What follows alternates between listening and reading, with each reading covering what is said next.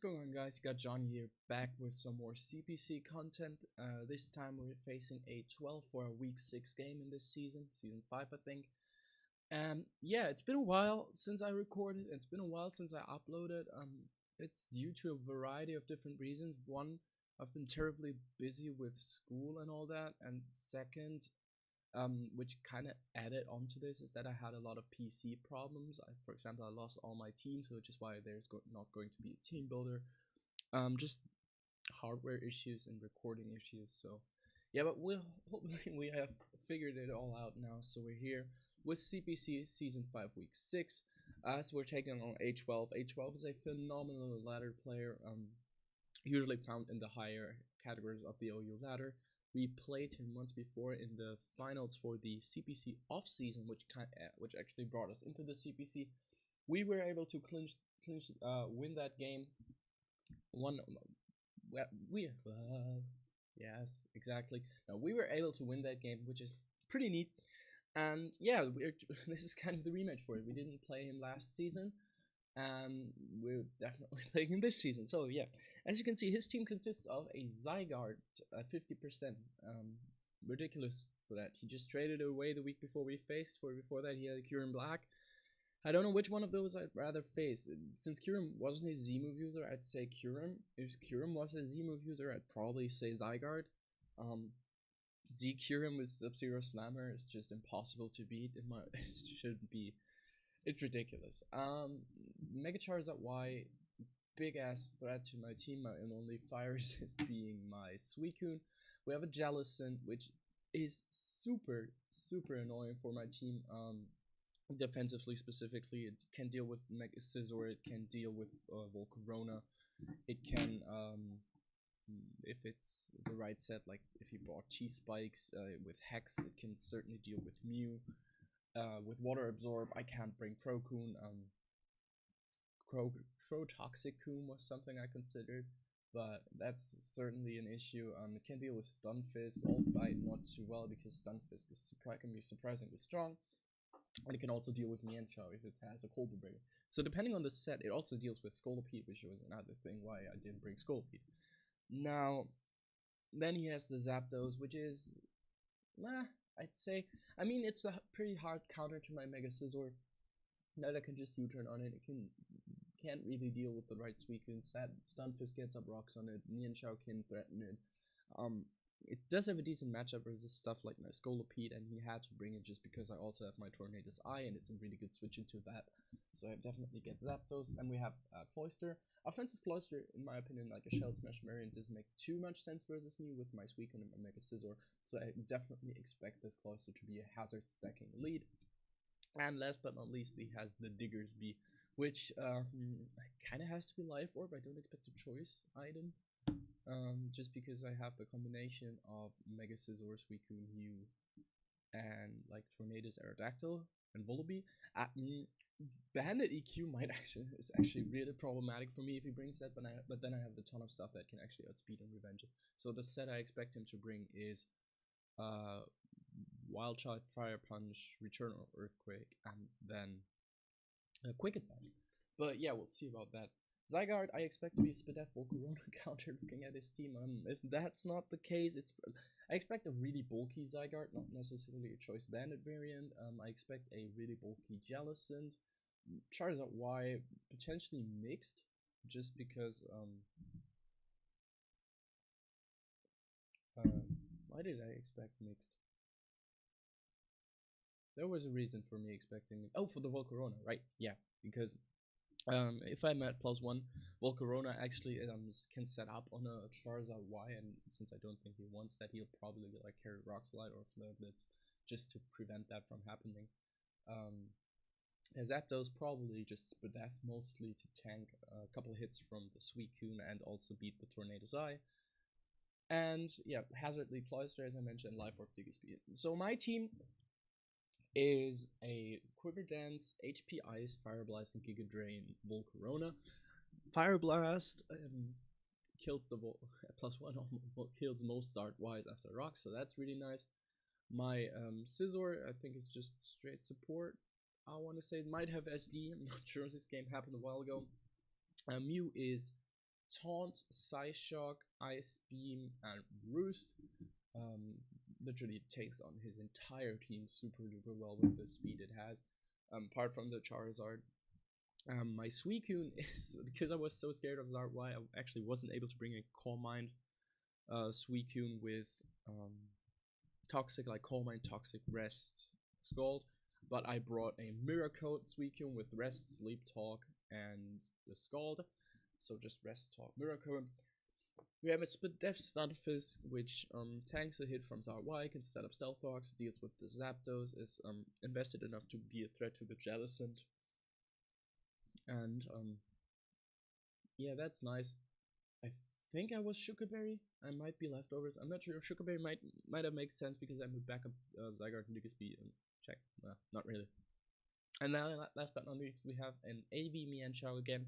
AV Mienshao here, not being awkward by Charizard, outspeeding Charizard, taking hits from Zapdos, being able to comfortably beat with Stone Edge and High Jump Kick. Knockoff for the Jellicent, and High Jump Kick is just super good coverage versus his team. So yeah, let's hop right into the match. As I said, Mienshao pretty much doesn't die to, well, no. So here, concerning leads, okay, let's restart this.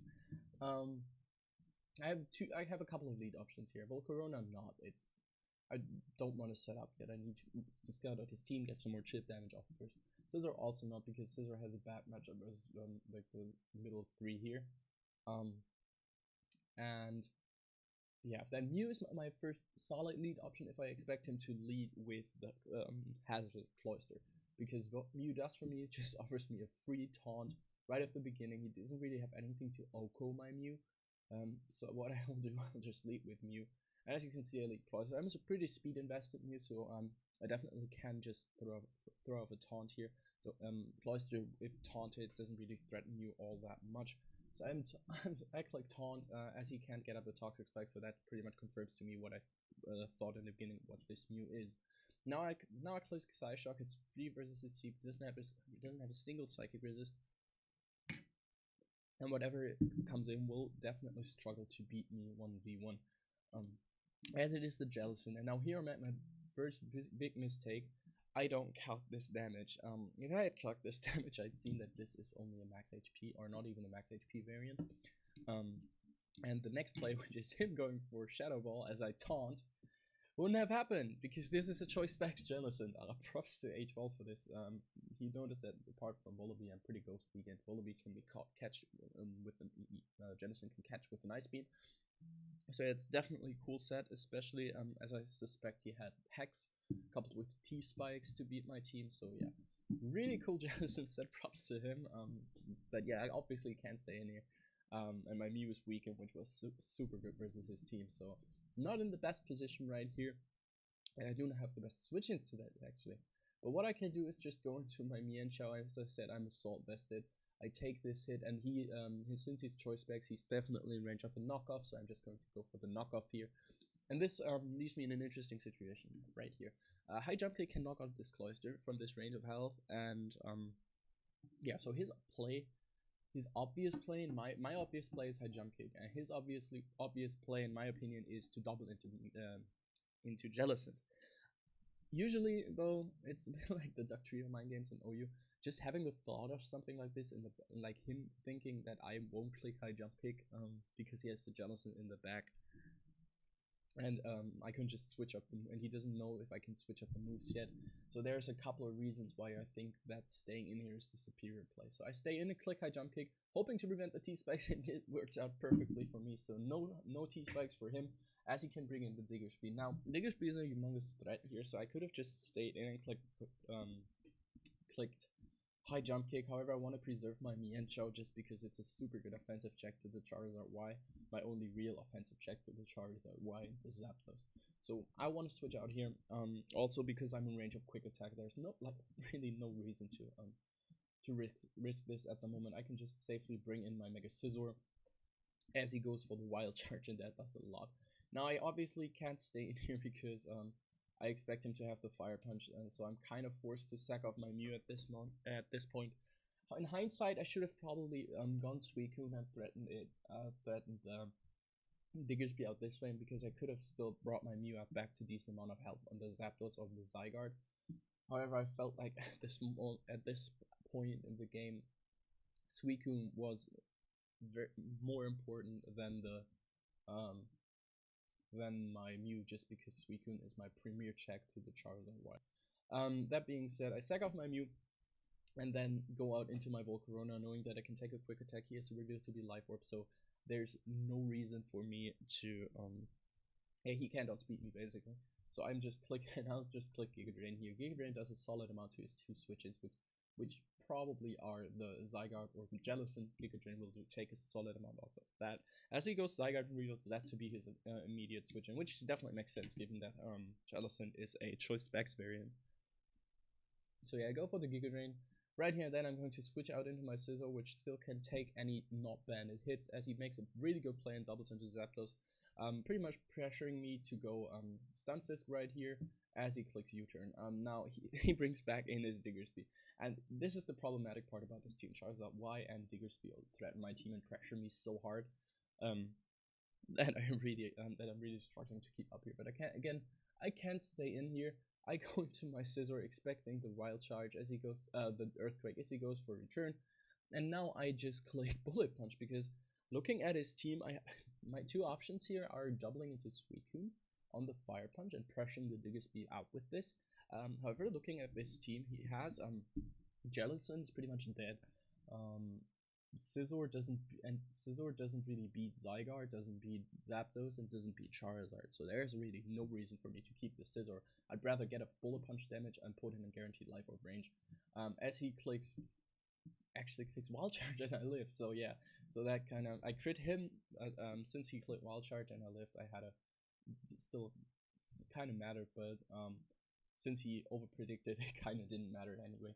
So yeah, I killed the Diggersby with my Scizor still alive as he goes into Charizard. I don't want to give this Charizard the chance to freely Dragon Dance in my face while I click like Roost or Flame Charge in my freely Dragon Dance or something in my face while I click Roost or so which is why I'm just gonna click a slow U-turn here in case he doesn't kill me off right away. But he goes for the Soul Beam, and from this range this actually knocks me out. So I can go into my Mienshao now and fire off a Safe Stone, and she kills the Zapdos on the switch-in. 2 kills the Zapdos on the switch-in, rather. Surprised he didn't here. I just flick Stone Edge again, because even if Zygarde comes in, I still have my Suicune full health in the back that can certainly switch into and deal with it to an extent. I also, any damage, if he at any point goes Zygarde, any damage I get on that is clutch for my Volcarona later on, because I expect it to be the Fiachi variant. This is why I'm just going to click Stone Edge, and now he goes Zygarde, which allows me to get up a free high jump kick on this Zygarde as he revealed the Toxic, probably expecting my Suicune switch, which is exactly what I'm going to do now. I'm going to U-turn out into my Volcarona. Oh, yeah, true, I predict Rest. Toxic Rest, Sleep Talk, and 1000 Arrows is what I said I expect right now. So now it comes down to a bit of a couple of Sleep Talk rolls. If he was a roll here, he gets the Toxic turn 1, which is unfortunate but better than 1000 Arrows, I'd say. And now I can just proceed to not better, which is okay, one way. Okay, no, I get the Quiver Dance up here, and had he rolled 1000 Arrows here, because he's such a Spadef variant, I could have 2 KO'd him here. And the next series of plays, which is him stalling me out by doubling around, couldn't have happened this way. So this definitely came down to a couple of Sleep Talk rolls. He goes into Zard Y, and then goes to Jellicent. My Fire move. I decided not to predict here, because it's just better for me to attack what's in front of me. He is on the back foot right now. Don't expect this Zygarde to have only a V mono attack and E-speed. That just wouldn't make sense. So yeah, there's that. He makes a good play, goes for a Solar Beam to kill my Stunfisk. And yeah, I am. The reason sorry, I'm just confused right now. Just so many things happened here in this end game that I went through this a bit fast. So here, this Volcarona is in versus this Charizard Y. I could kill this Charizard Y with a Fire Blast. However, if I kill the Charizard with the Fire Blast, I am at the danger of in my head, I'm in danger of losing to Zygarde, which is why I decide to stay in and to switch out and preserve the sack here. And yeah, that's exactly what I do.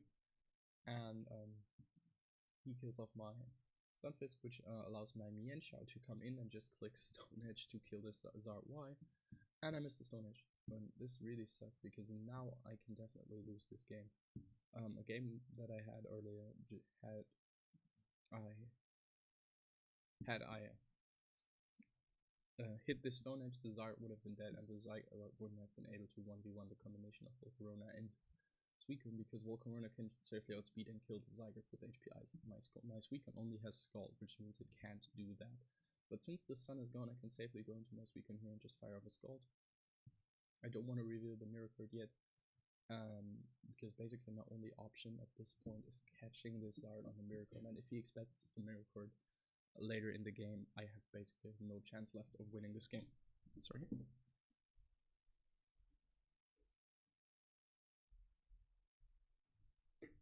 Okay, sorry, I'm back.